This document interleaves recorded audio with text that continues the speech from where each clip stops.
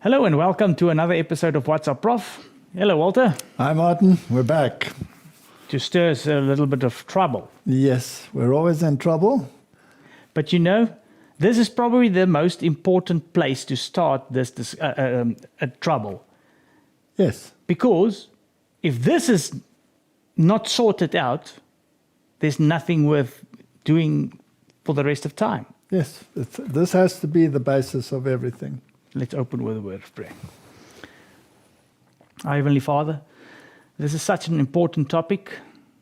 We ask that you please enlighten our minds, guide us through the discussion, and also enlighten the minds of the viewers. In Jesus' name, amen. Amen.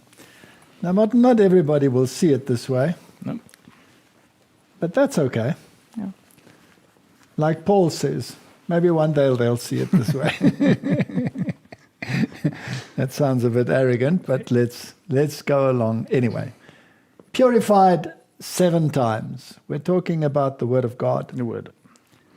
Now, the Word of God is essential to us because it is the life of the world. Yeah. And without the Word of God, we wouldn't know even where to begin. And the question is, what is the Word of God? How do we know that we have the Word of God? Yeah. So let's talk about these issues. We've done it many times before in previous WhatsApps as well.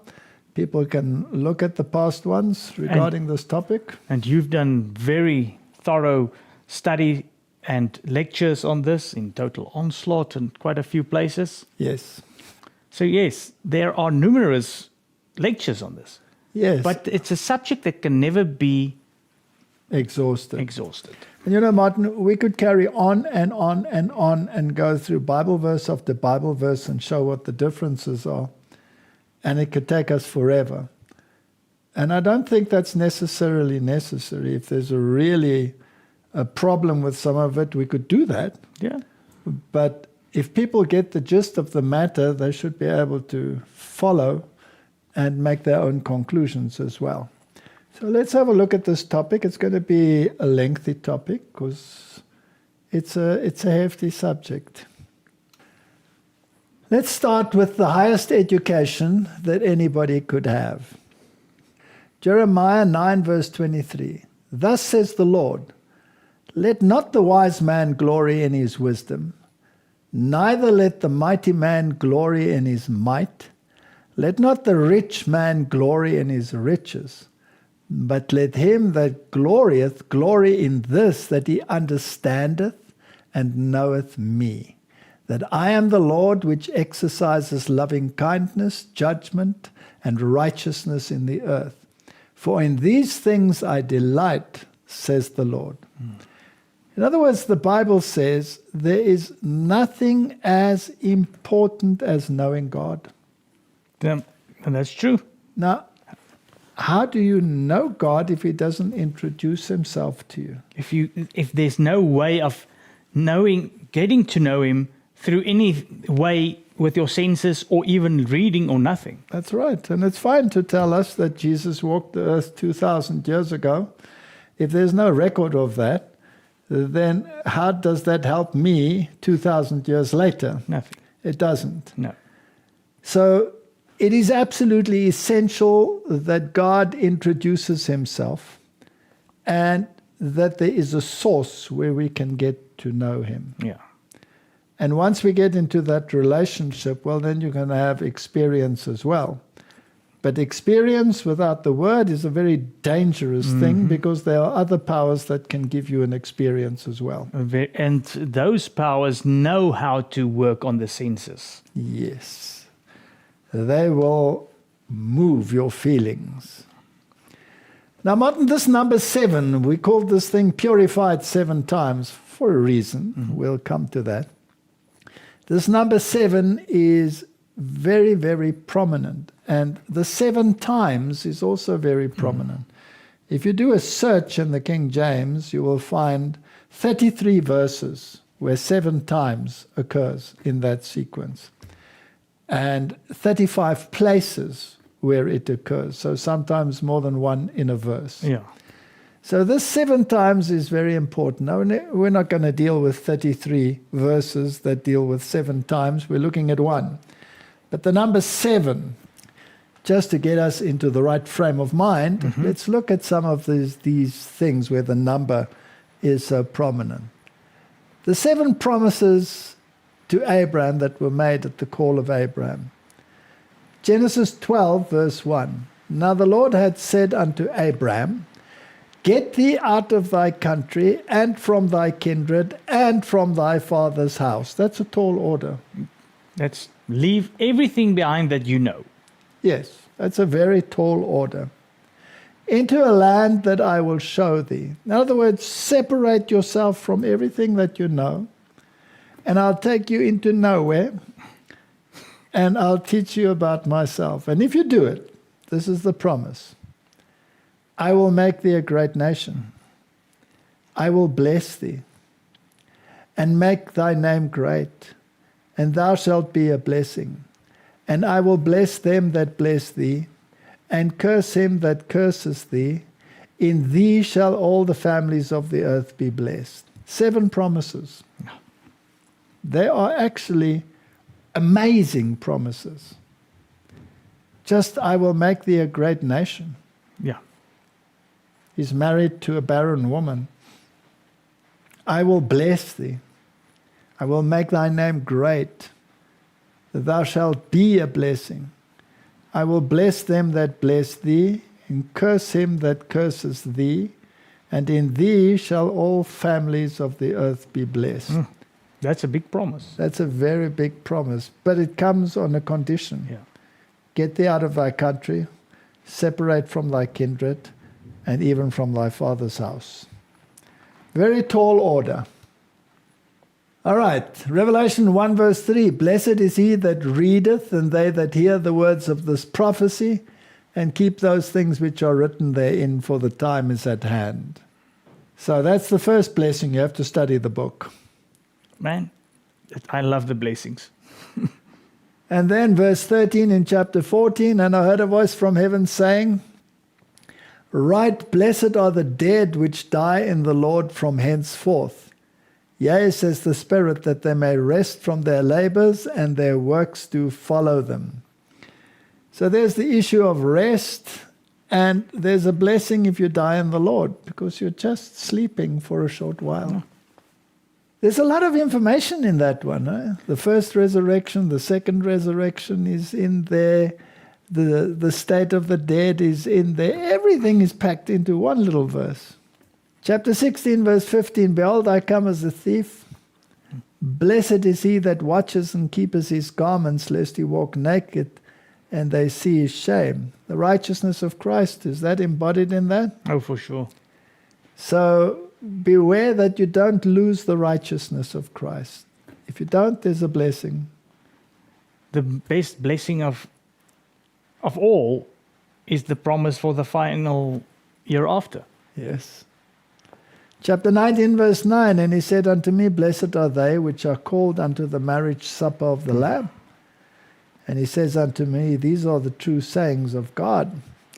There's a marriage supper coming. And if you are called, what a blessing. Blessed and holy is he that has part in the first resurrection. That implies that there's a second resurrection where you are not blessed nor holy. Yes, where you don't want to be part of. You don't want to be part of it. On such the second death has no power, but they shall be priests of God and of Christ, and shall reign with him 1,000 years. There's the whole issue of understanding the millennium. Mm-hmm. Chapter 22, verse 7, Behold, I come quickly, blessed is he that keeps the saying of the prophecy of this book. Martin, is it good enough to read it and understand it? No, you have to keep it. You have to keep it, right? And are there some things that you're not supposed to keep? Like the mark of the beast? For sure. Yeah, for you sure. don't want the mark of the Yeah. beast. And blessed are they that do his commandments, that they may have the right to the tree of life and may enter in through the gates into the city. 7 blessings. Well, the 7 blessings in Revelation change a bit if you go to the other translations. But we'll get to that because Revelation 22 verse 14 becomes a totally different thing. in actual fact, it then repeats the blessing of keeping your robes. That's true. So actually there then it's only 6. There's only 6 in the New Translation. That just shows you we'll 7 times purified. Yes, we need to be 7 times purified. We want all 7, right? Yeah. Nothing less. Martin, there's a little bit of interference here on the roof. What do you say about that? Yeah, just for in case it sounds a little bit different. We don't know how bad it is in the microphone, but it's some lovely rain that is pouring down. All right, everybody needs rain, so we're also praying for the latter rain, so let's not complain. Maybe it's foreshadowing. 2 Timothy 3 verse 16, all scripture, how much of it? All. All scripture is given by inspiration of God and is profitable for doctrine, for reproof, for correction, for instruction in righteousness. Martin, if you have different manuscripts and they say the opposite, can both be God-breathed? No. One of them must be God-breathed, one of them must be spurious. Exactly. One is good for reproof, for correction, and instruction. The other one is not. Okay. God committed the preparation of his divinely inspired word to finite man. This word, arranged into books, the Old and the New Testament, is the guidebook of the inhabitants of a fallen world, bequeathed to them that by studying and obeying the direction, not one soul would lose its way to heaven. Those who think to make the supposed difficulties of Scripture plain in measuring by their finite rule that which is inspired and that which is not inspired had better cover their faces as Elijah did when the still small voice spoke to him. For they are in the presence of God and holy angels, who for ages have communicated to men light and knowledge, telling them what to do and what not to do, unfolding before them scenes of thrilling interest, waymark by waymark in symbols and signs and illustrations. This comes from letters and manuscripts. Now, Martin, all this tells us is don't underestimate God. Don't squabble about his word. But it also tells us that if all scripture is God-breathed, we must be sure that we are reading God's word. Yes. You must make 100% sure, because otherwise it could be a false God. It could be a false God. So all scripture is given by inspiration. There is nothing in scripture that is not given by inspiration. Revelation 12 verse 17, and the dragon was wroth with the woman, that's the church, and went to make war with the remnant of her seed, which keep the commandments of God and have the testimony of Jesus Christ. Is there an enemy of Christ and the remnant? Oh, yeah, for sure. There's an enemy, right? Yeah, and he's a very dangerous foe. Yes. And he doesn't relinquish very easily. And he doesn't play fair. No. And he's angry. Oh. He's very angry. He must be angry for some reason or other. One of the reasons why people get angry is if they are exposed. Yeah. Right? If you catch a thief and you say you're the one, he gets pretty angry. All right. I thought, Martin, we should talk a little bit about the law and the testimony. Because this is a very important aspect of Scripture. What is the law and what is the testimony? And why is it important? Because the Bible tells us that these two are connected to each other.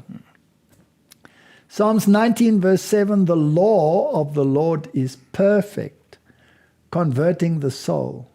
The testimony of the Lord is sure, making wise the simple. So you have the law and you have the testimony, and they are perfect and they are essential for wisdom. Psalm 78 verse 5, for he established a testimony in Jacob and appointed a law in Israel, which he commanded our fathers that they should make them known to their children. Isaiah 8 verse 16. Bind up the testimony, seal the law amongst my disciples. Now we dealt with this little word seal before. Yeah. That means it must be imprinted, it must be burnt in there. It is a sign, it is a mark of your allegiance. And it must be imprinted in the disciples. Isaiah 8 verse 20 is a very important one. To the law, in this case it's Torah, and the testimony. If they speak not according to this word, it is because there is no light in them. So the Torah is the first 5 books of the Bible. Yeah. It's the law of Moses. It also contains the 10 commandments, of course. And then the testimony is the testimony of all the rest, the prophets. Yeah. So you had the law and you had the testimony. If they speak not according to this word, it is because there is no light in them. What if you deny the word? Then obviously you're not speaking according to the word. Yeah. Then you have no light, No, you're in darkness. Exactly. Then whatever you give to other people is also darkness. So Martin, if the Bible says you were created, or the world was created in 6 days, and the evolutionists say it was not created in 6 days, then they have no light. Of course not. They're in darkness, Yep. right? John 8:17, it is also written in your law, here he's using the word nomos, that the testimony of 2 men is true. So you must have more than one witness, right? Let each thing be established by 2 or 3 witnesses, says the Bible. You need more than one witness. That's why there are 4 Gospels, so that there are 4 eyewitness reports of what happened. Yeah. To make it legal. Exactly. All right, so this word Torah is a precept or statute, especially the Decalogue or Pentateuch, the law. The word nomos means from a primary word to parcel out, especially food or grazing to animals, law through the idea of prescriptive usage, generally a regulation, specifically of Moses, including the volume, also of the gospel, or figuratively a principle, a law. So it's similar, but it's a little bit broader. Yeah. It has a bit more. That's But it encompassing. pertains to what the scriptures say, whether you're reading in the Gospels or whether you're reading in Moses. So to the law and to the testimony, if they don't speak according to that word, there's no light in them. So Martin, basically what we have in the world is a clash of minds. Yeah, of course. We have mindsets. Yeah. Let's look at them. There are only 2 religious systems in the world. Only 2. There are many organizations, but only 2 systems. Not 3, nor 4, just 2. There is salvation in Christ that clothes the penitent with the robe of Christ's spotless righteousness. That's the one. Yeah. Or there is salvation by works, which seeks its own righteousness and circumvents Christ. There you go. Those are the 2. The Word of God is the expositor of the first system. And the second system negates this word. No more, it is at war with this word. Is that clear? It's 100% clear, and that's what you see in the world. All right. Now there's a little word in here that I find important, and that is that the salvation in Christ clothes the penitent. You have to repent. Whenever there was a call to the nation, it was repent. Exactly. And be baptized. Now, repentance means that you feel sorrow for what you did and make a covenant not to do it again. Yes. That's repentance. Now, if your salvation is by works, you can actually circumvent repentance. Yeah. And we'll see how this is done in the second system as we go on. But repentance is the departure point for coming into a relationship with Christ. Without repentance, there is no relationship. Is repentance not also the same as the difference between in the hand or the forehead? Repentance is both. You are convinced, Yeah. and you will do the right thing. Yes. Yes. That's repentance. But you can do the other one, like you mentioned, and only do the action to go Yes, along you can with even have it in your head if it's the wrong one. it. Yeah. All right, so let's ask a few questions. How does the Catholic view of salvation differ from the biblical view, and why does it differ? If so, if it does differ, how does this impact the scriptures? Now, it's terrible when you think that when you do a lecture like this, it sounds like Catholic bashing. Well, But you don't really have a choice. unfortunately Because not. the system is called Antichrist. Antichrist. So it's anti everything that's in the true word of God. All right, so we're not bashing Catholics, we're bashing the system. Exactly. And if Catholics could understand what is going on, they would separate from the system. Yes. They would have to separate from the system. And everybody else that's affiliated. Yes. Separate, because there's only two minds. Only two mindsets. Now, when the Reformation took place, the people that separated from Catholicism were by and large almost 100% Catholics. Catholics, yeah. Right? So we are very grateful to Catholics. We're not against Catholics. We're against a mindset that has been imprinted in them, which is contrary to Scripture. Yeah.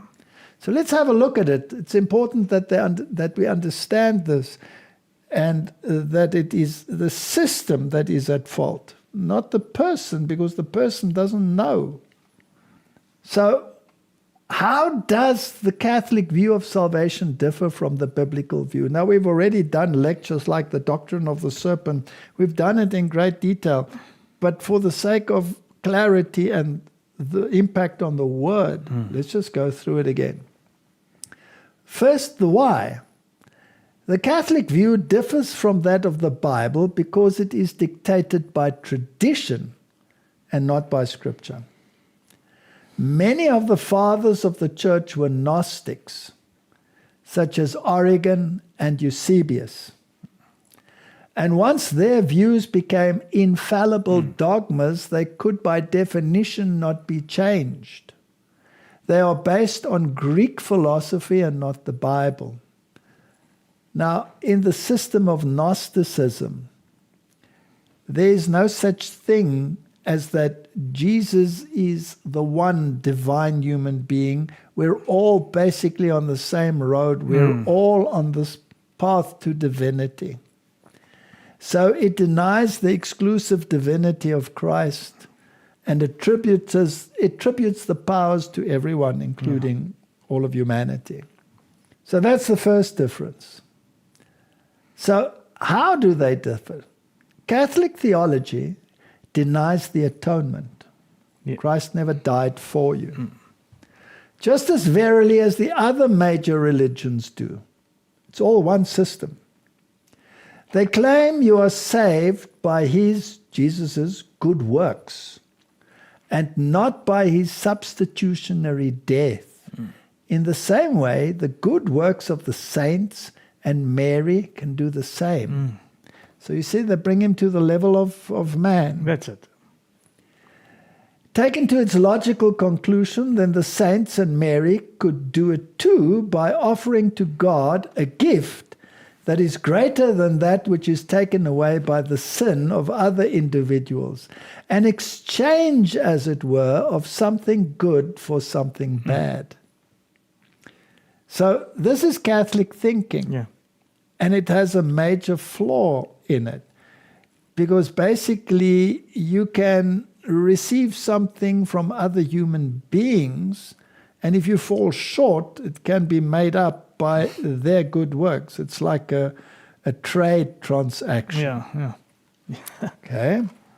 The next point is Catholic theology denies that Jesus paid the price for sin. He was just obedient unto death, but not for you. That means that each sinner must pay his own price, either by going to hell, if his or her sin is not forgiven, or if it is forgiven by the power invested in the priest. Then he or she must still pay the price before going to heaven. And for this they invented purgatory, which is a place where you pay off the price of sin. To alleviate the price to be paid in purgatory, the Church offers a treasury of merit, from which indulgences can be dispensed, since both the forgiven and the unforgiven are eternal. They live forever. This brings with it the doctrine of immortality. So you are immortal. If you are not forgiven, you go to hell. Yeah. If a priest has forgiven you, you must still pay the price for what you did. You pay that price in purgatory, but you can get time off purgatory by the Pope taking what is in the treasury of merit, the meritorious extra works of saints and Jesus, and apply it to you.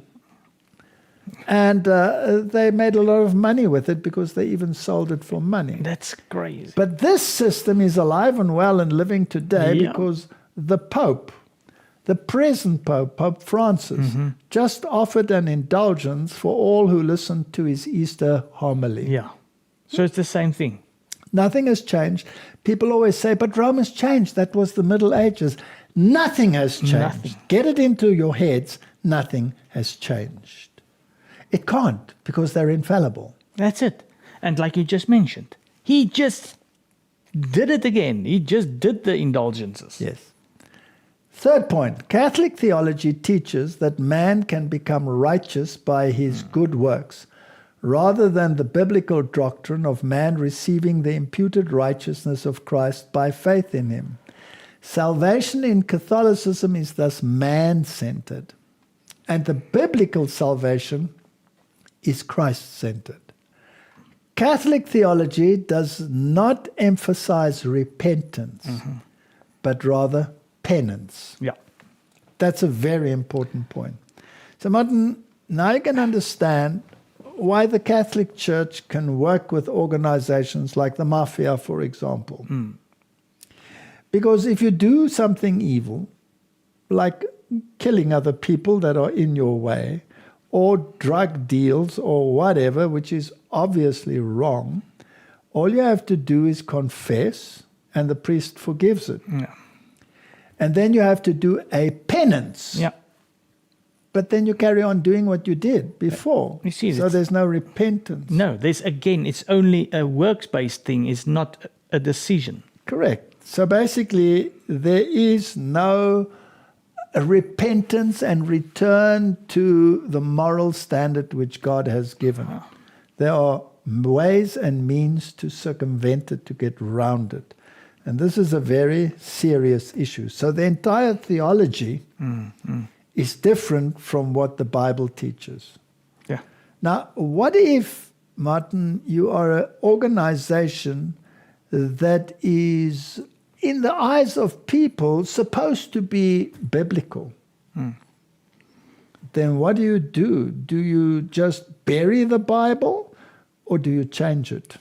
If you first try to get rid of it, and if it doesn't work, then you change it. Okay, that's very important, because this theology, you do not find it in the Bible. Yeah. Let's just make sure, so that people don't think we are practicing thumbnology, sucking it out of our thumb. This comes from the Catechism of the Catholic Church. In Christ, the Redeemer himself, the satisfaction and merits of his redemption exist and find their efficacy. The treasury includes as well the prayers and good works of the Blessed Virgin Mary, They are truly immense, unfathomable, and even pristine in their value before God. In the treasury, too, are the prayers and good works of all the saints. All those who have followed in the footstep of Christ the Lord and by His grace have made their lives holy and carried out the mission in the unity of the mystical body. So here in this treasury, you find all of these good works, and the Pope only has the power to take of this merit, whether he scoops Marys or a saint's, doesn't make any difference, and applies it to a soul in purgatory and gives him relief from the time that he has to spend. It's like getting time out of your jail sentence for your good behavior. Yeah. But in this case, the good behavior of others. It's even more ridiculous than that. Here's another webpage called tocommunion.com, and it's the source which gives us a little bit more detail.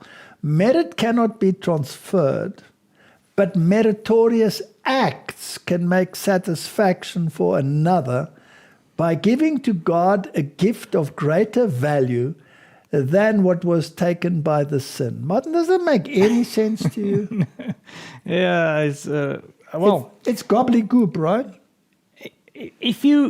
I think if you're caught in this, then it must be terrible how scared you are. Yes. But if you look at it now, knowing that this cannot be true, yes, it's ridiculous. It's ridiculous, yes. But this is what they believe. This is how Christ's own actions in His passion and death made satisfaction for the sins of the whole world. There's no blood involved here. But the Bible says without the shedding of blood, there's no forgiveness of sins. So they deny the atonement entirely.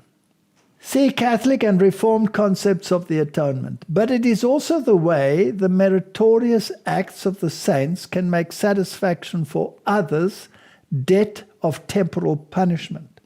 St. Thomas writes, all the saints intended that whatever they did or suffered for God's sake should be profitable not only to themselves but to the whole church. Now, St. Thomas is drinking wine and he's totally drunk. Because, Martin, if you are bad, no matter how good I am, I cannot atone for your evil. No. You have to make it right with God. And this is the major problem. And if this is the theology of Catholicism, then how does it reflect in their thinking, in their writings, and in their scriptures? Yeah. In contrast, we have Letters and Manuscripts, Volume 5, where it says, I take the Bible just as it is, as the inspired word. I believe its utterances in an entire Bible. Men arise who think they find something to criticize in God's word. They lay it bare before others as evidence of superior wisdom. These men are, many of them, smart men, learned men. They have eloquence and talent. The whole life work of whom it is to unsettle minds in regard to the inspiration of scriptures. They influence many to see as they do, and the same work is passed on from one to another, just as Satan designed it should be, until we may see the full meaning of the words of Christ. When the Son of Man cometh, shall he find faith on the earth?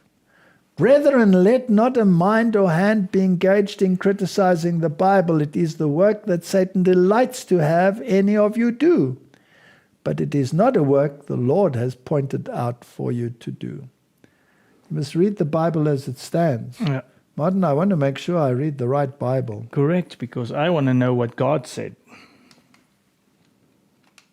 Men should let God take care of His own book, His living oracles. As He has done for ages, they begin to question some parts of Revelation and pick flaws in the apparent inconsistencies of this statement and that statement. Beginning at Genesis, they give up that which they deem questionable, and their minds lead on, for Satan will lead to any length they may follow in their criticism, and they see something to doubt in the whole scriptures.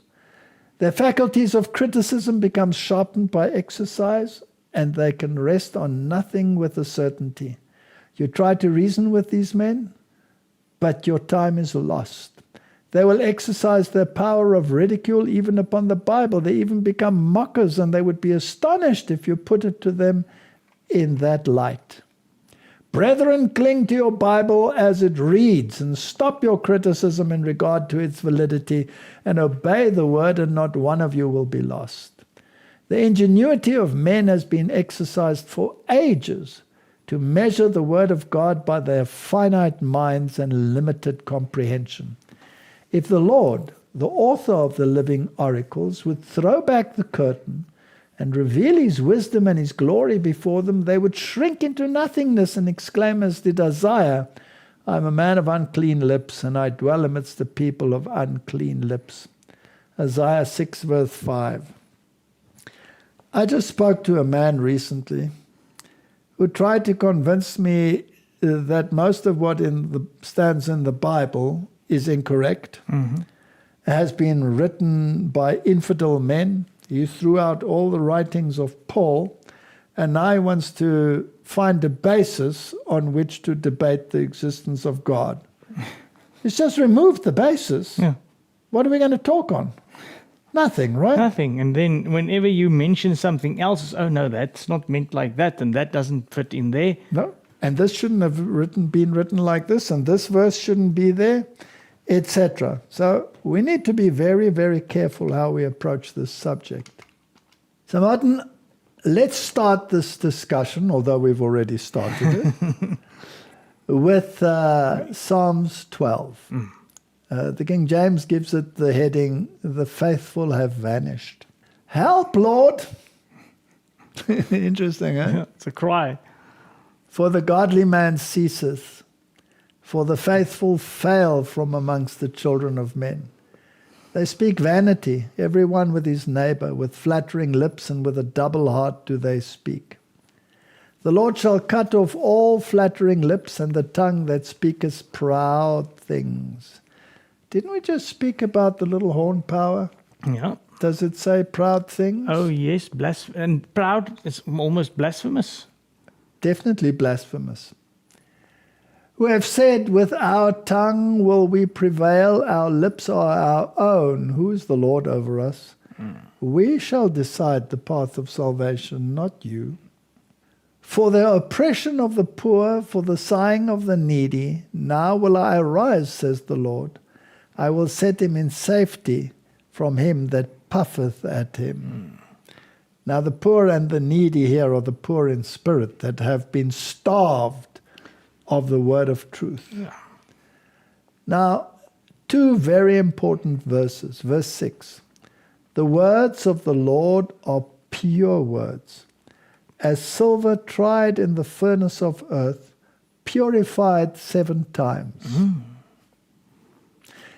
And the next verse, thou shalt keep them, O Lord, thou shalt preserve them from this generation forever. This is the King James. So in the King James, it tells us that the words of the Lord are pure, they are purified 7 times, and that the Lord will keep them, the words, and shall preserve them from this generation forever. Yeah, so he promises. He promises. In other translation, the preservation goes to humanity and not to the word. Yeah. So this is very important. Can God expect me to keep his word if he never preserved his word? No, because how would you know what to do? Because Right, exactly. So I always say inspiration without preservation is useless. it is.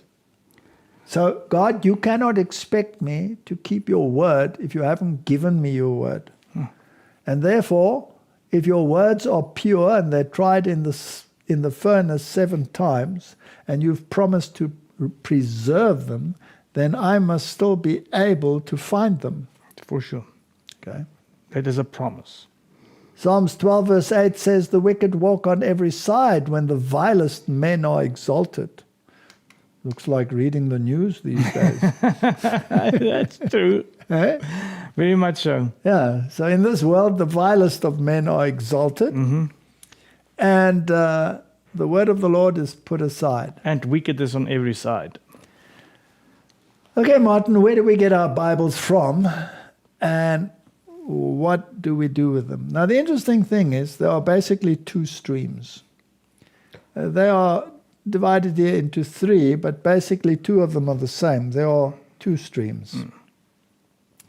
So you have, when it comes to the New Testament, originally you have manuscripts which are no longer available.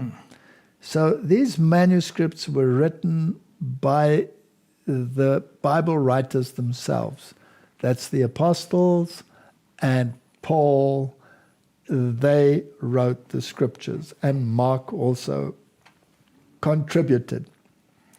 Now, those original handwritten documents are no longer available. Yeah. Obviously, they were copied many times, faithfully kept in a place, and copied and copied and copied. So we have copies of copies, but we don't have the original ones. That's just as well as you've scanned the original into your computer and you just print the copies of it, though. Correct. So let's say that the original manuscripts are lost, but we have thousands of copies. Now you have two streams. The one is the Alexandrian family, and the original ones are also lost. And then you have the ancestors of the Western family, and the originals are also lost. Okay? Now, the Western family, that simply means those manuscripts which were largely kept in Western Europe. And those manuscripts and the Alexandrian manuscripts are basically part of one family. Okay. Okay? So let's have a look at them. Now, in this ancestor of the Alexandrian family, we have a couple of manuscripts that are available, and those are Papyrus 75. It comes from about 200 AD. You have another papyrus, which also comes from that time period. And then you have Codex B, and you have Codex Aleph. Now, these two are very, very important in the world today. And they come from the 4th century. And they say that these are the oldest existing documents of the New Testament. No. All right? They also contain the Old Testament. The Aleph was found in Sinai. So this is the Sinaiticus. And this one is the Vaticanus, because it was found in the Vatican Library. And from these two documents, largely, we have all the modern versions, like the Revised Version, the American Standard Version, the Revised Standard Version, and the New English Bible, and all the others, the NIV, etc., all come from this stream. Earlier than that, this Western stream, the old Latin Vulgate, there was an old Latin version, and then there was the Latin Vulgate, and then there was Codex D, Codex D2, Codex E, and from that they had the Douay version of 1582, which is the Jesuit version of the Bible. And manuscripts belonging to the same family have the same texts, and they agree closely in wording. These two streams, the Alexandrian and the Western, are basically what comprise the scripture as preserved by Catholicism. Okay. The Latin Vulgate is the one that the papacy has declared infallible. All right. Now, it's also interesting, of course, in the Douay version, it is not the Messiah that crushes the head of the serpent, No. but it is Mary that crushes the head of the serpent. And the same you will find in the Vulgate. So there's something there which is very strange to begin with. Yeah. And then you have the stream that led to the King James Version, where you had the Gothic versions, you had the Syriac, the Peshitta, you have Codex W, which is the Matthew, and the Codex A, and then the vast majority of extant and New Testament scriptures, And there are thousands and thousands of manuscripts, at least 5,000, Sure. if not more. More than enough witnesses. And they all correspond. Now, this stream is called the Eastern Stream, The middle one. this one. And it was in Antioch, which was in Syria, where the Christians were first called Christians. And the manuscripts were kept at Antioch. So the disciples, Paul, and the disciples, the manuscripts were stored there. So the other stream is the one that the Vatican lays claim to. And out of that comes the King James Version. Now, all the original manuscripts are lost. So some of these manuscripts come out of the 5th century. Copies of copies of copies of copies. That's why it always looks as if Yes, it's but there are many, many transcripts which are all in harmony. Yeah. So they say that these ones that come out of the 4th century, like the Sinaiticus and the Vaticanus, that they are older. And then they say older is better. But it cannot be. But it not necessarily so, because these were found in very questionable environments, in waste paper baskets and hidden in a library, so that nobody had ever had access to them. But this stream, everybody had access to, because there were thousands of copies. Exactly. And it's much broader spread out over the earth. All right. Now, let's have a look at this issue. Now, one of the great scholars of the post-Reformation period was Dean Bergen. Yeah. Now, he speaks about the character of the two so-called oldest manuscripts. And this is, of course, the Sinaiticus and the Vaticanus. He says of these two, the impurity of the text exhibited by these codices is not a question of opinion, but of fact. In the Gospels alone, Codex B, the Vatican, leaves out words or whole clauses no less than 1,491 times. It bears traces of careless transcription on every page. Codex Sinaiticus abounds with errors of the eye and pen to an extent not indeed unparalleled, but happily rather unusual in documents of first-rate importance. So he says the documents are horrendous. Yeah, it's not even accurate copies. Correct. He continues and says, on many occasions, 10, 20, 30, 40 words are dropped through very carelessness. Letters and words, even whole sentences, are frequently written twice over, or begun and immediately cancelled, while that gross blunder whereby a clause is omitted because it happened to end in the same words as the clause preceding occurs no less than 115 times in the New Testament. This comes from Les Garrett, Which Bible Can We Trust? So these two bastions of the modern Bible versions. Yeah, that's now the Vaticanus and the Sinaiticus. Yes. These two are very garbled documents. And by the way, the Vaticanus doesn't even, it is the whole Bible, it doesn't have Genesis and it doesn't have Revelation.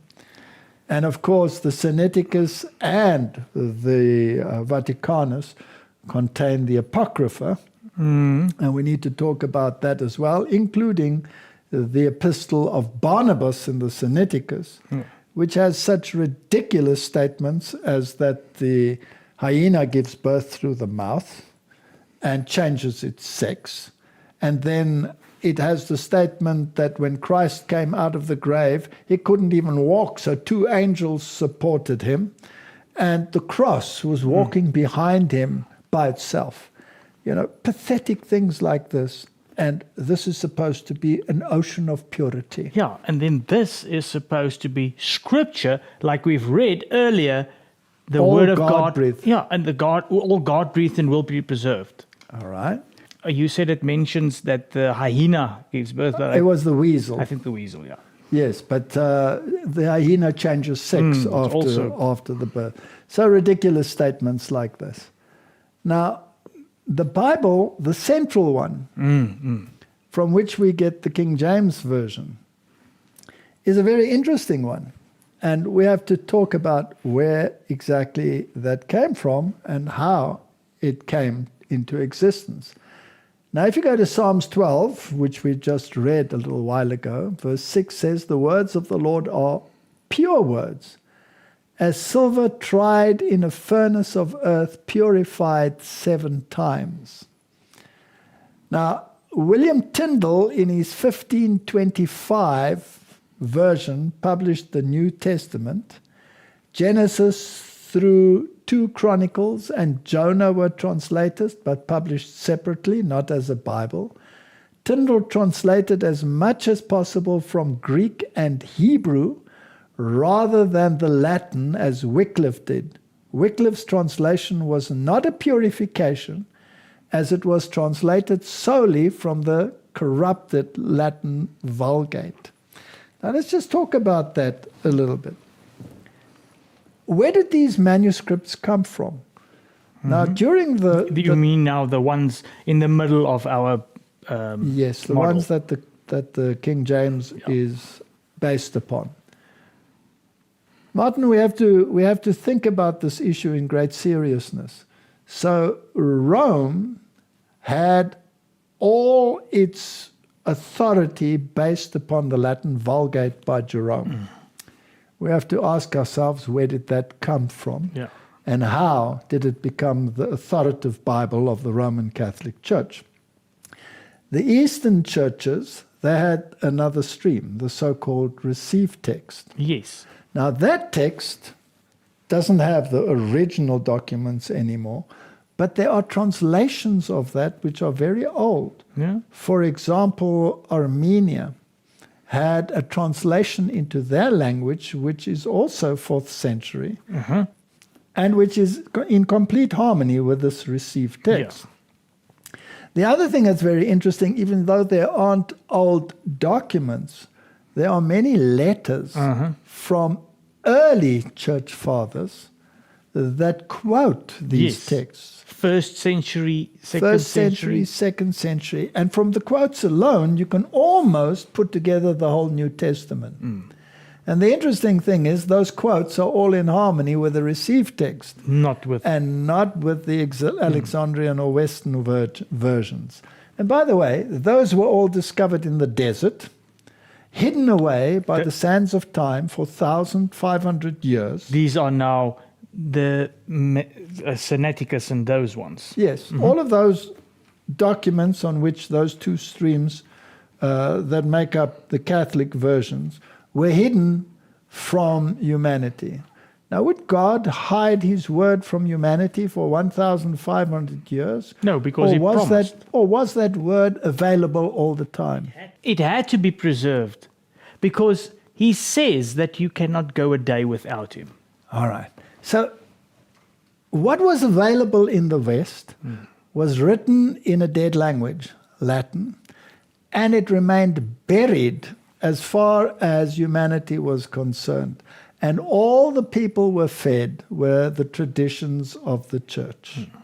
Now, how did the other manuscripts come into the hands of the early reformers? The received text. The received text. How did they get hold of those manuscripts, which were written in Greek and not in Latin?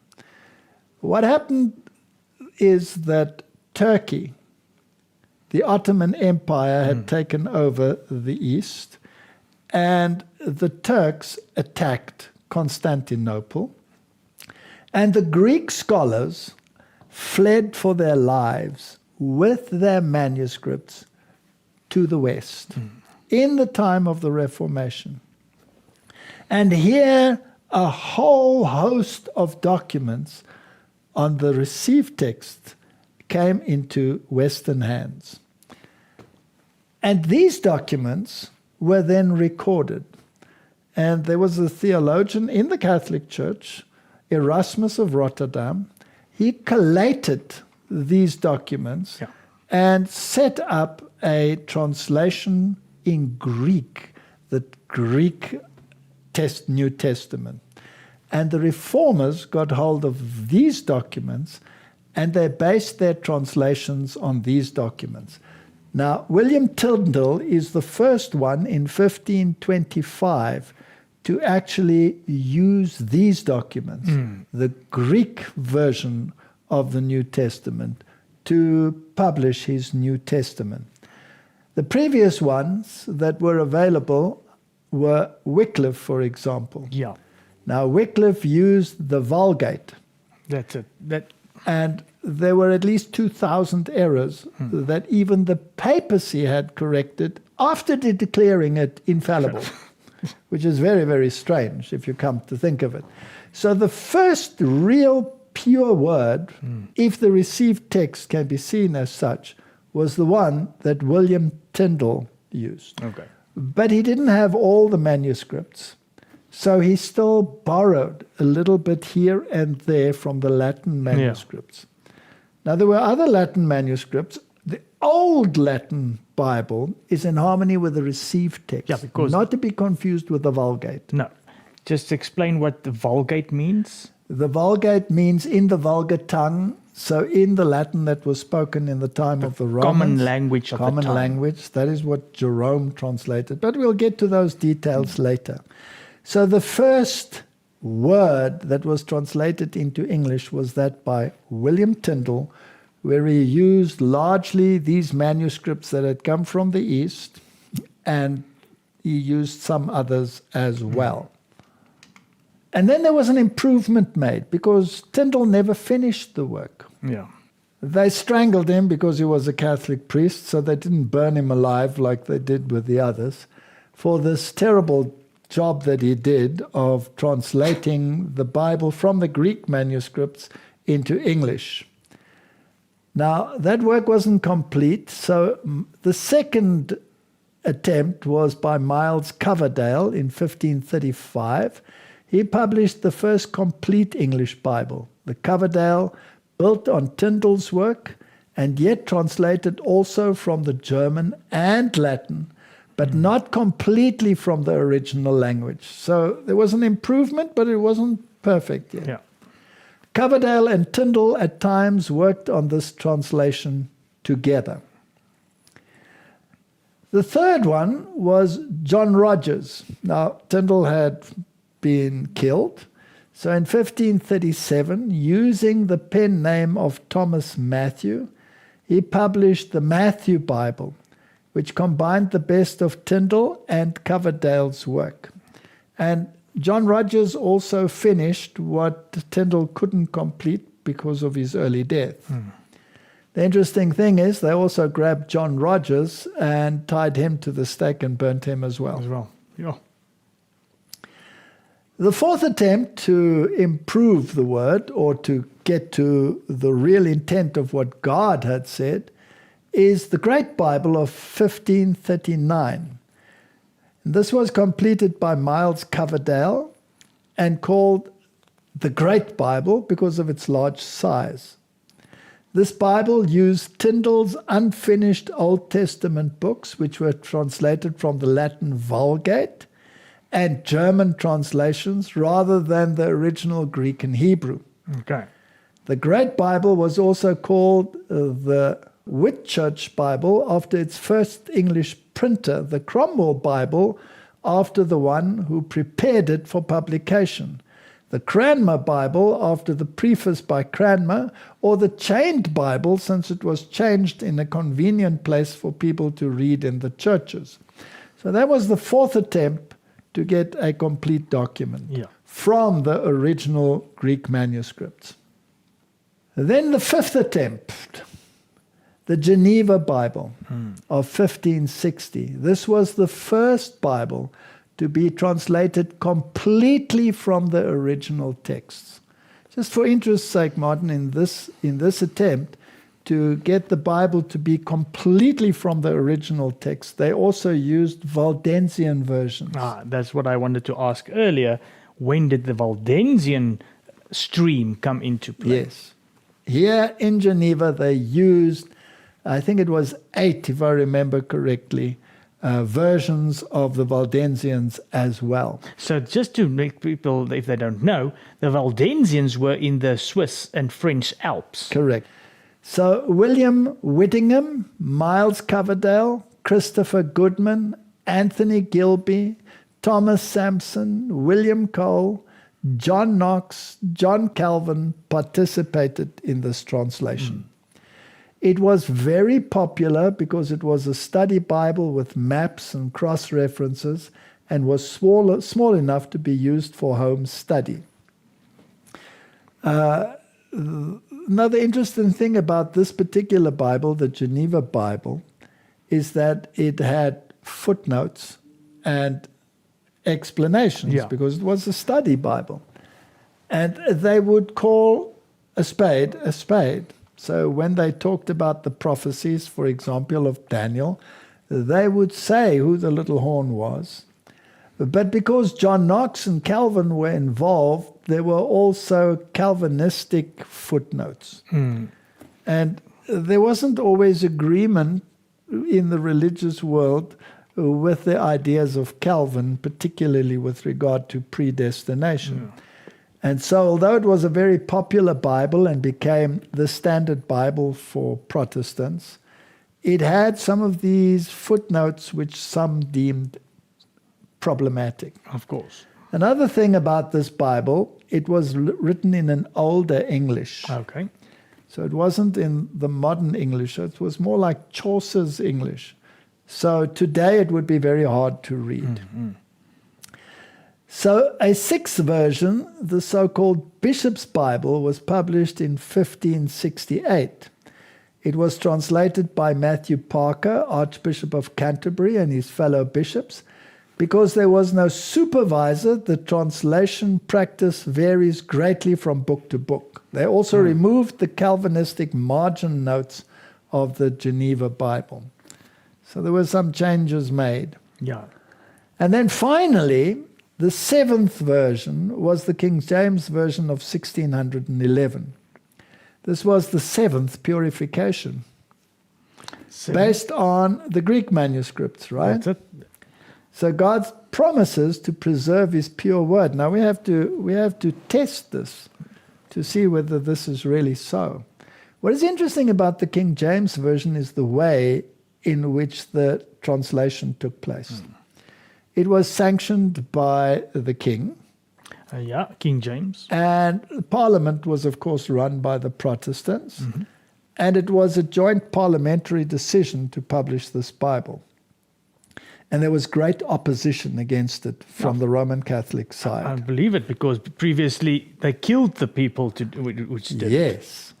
Now, the way in which they did this was unique. They set up different cell groups. If I remember correctly, I'm speaking off the top of my head, it was 6 groups, consisting of a number of men. And they would pass a verse through, and these would translate it. Now, they were situated in different parts of the country, the various groups. And each group would then come to a consensus as to the exact translation of what was actually there. So it's a direct translation. A direct translation of the original. Yes. And if the group accepted it and had consensus, then that version was sent to all the other groups. And they all put their input in that. And when they reached consensus across the entire board, then they would open it up to the other theologians and people in universities, etc., to give their opinions. And only if there was absolute consensus was it accepted. This was never done before in this fashion. And it cuts out many of the problems of individual bias. True, because it is covered by different people, different places, and it shows you exactly what stood in the original. Correct. And there was so much opposition from the Catholic side against this version because it, of course, negated many of the errors that were in the Vulgate. Yeah. Where even the papacy had 2,000 corrections made, right? And this really infuriated them. And so they made a decision to destroy the entire committee, plus the parliament that sanctioned it, plus the king, and blow them to smithereens in the parliament. Yeah. And Guy Fawkes was the Jesuit-trained individual who was given the task of destroying the entire system so that it and the Bible would be removed with one blow. The entire Protestant government, plus the king that sanctioned it, plus the translation should go. Yeah. Now, that plot failed on the 5th of November, Guy Fawkes Day, which is an interesting date. So this is how this one came into existence and where the manuscripts actually came from. So actually God promised it will be preserved, it will be purified, and exactly through not having that blown up session already also shows that. Yes, God prevented that from happening. Now, the Valdor churches, which are the Waldensians, which were in the Alps or also on the French side, resembled the church of the apostolic times. Rejecting the supremacy of pope and prelate, they held the Bible as the only infallible authority. Their pastors, unlike the lordly priests of Rome, fed the flock of God, leading them to green pastures and living fountains of his holy word.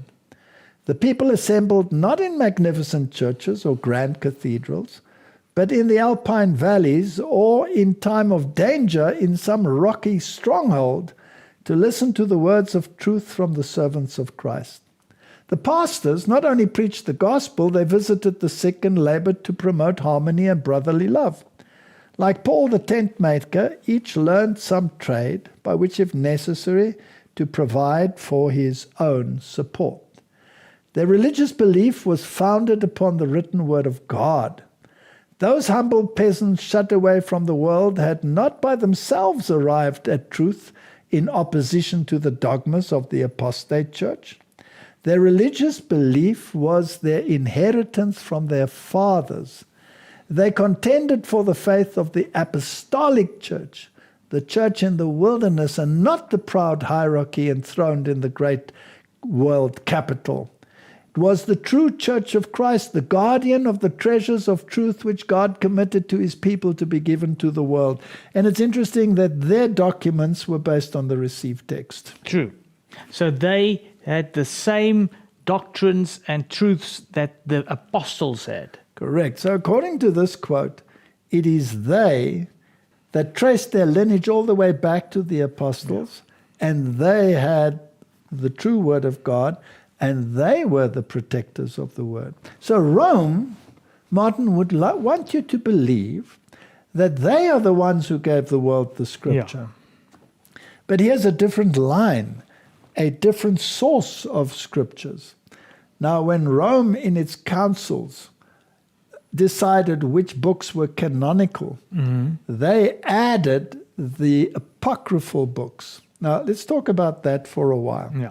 The canon of the Old Testament was complete 400 years before Christ. Yeah. Complete. It was written over a period of more than 1,000 years, and it was complete 400 years before Christ. Apocryphal books were added later. Yeah. And the apocryphal books often differ in theology from the canonical books that were complete, the Old Testament. The New Testament was complete in the first 100 years after Christ. Yes. And it was complete when the Apostle John had died. Those manuscripts were available, and the Roman Catholic Church never existed at that stage, so they had nothing to do with the canon of the Old Testament, neither did they have anything to do with the canon of the New Testament. The apocryphal books of the New Testament were written some 2 centuries, in the 2nd century to the 4th century. So they came later. Yeah. And they were added. And the Roman Catholic Church decided that the apocryphal books were to be canonical. Yes. So that's their contribution to the Bible. In other words, a spurious information that contradicts the original documents. True. And most of it is there to support their doctrines. To support their doctrine, and that's why they want the apocryphal books. But they never gave the world the Bible, ever. No. So that is the status quo of where the King James came from. Now, how this all affects this war on the word, and which is now the true word, the line that came through the Protestants, Yeah. or the line that came through the papacy. The Alexandrian line from the 2nd century on through Alexandria, through Gnosticism, through Jerome, to the Vulgate, to the Catholic manuscripts, or from apostolic times all the way through the Waldensians, and later these Eastern manuscripts, when the Turks invaded, came to the West, and those manuscripts were used by the Reformers. And the question is, did God give the Reformers spurious manuscripts? He couldn't. Would he have given them the Vulgate that had so many errors? Would he have given them the 2 manuscripts that were hidden in the desert sands and in libraries for more than 1,000 years, depriving humanity of the scriptures? Or would he have given those documents, of which there are thousands of copies which are in agreement, and given it to the Reformers, purified it, and said to the church, here is the true word of God on which to base your religion? That is what we need to study. So let's continue in a second session to talk about these things. Yeah, because it's a little bit of a broad... of a mouthful. So let's pray. Heavenly Father, help us to unravel this mystery and to receive clarity on what saith the Lord. In Jesus' name, amen.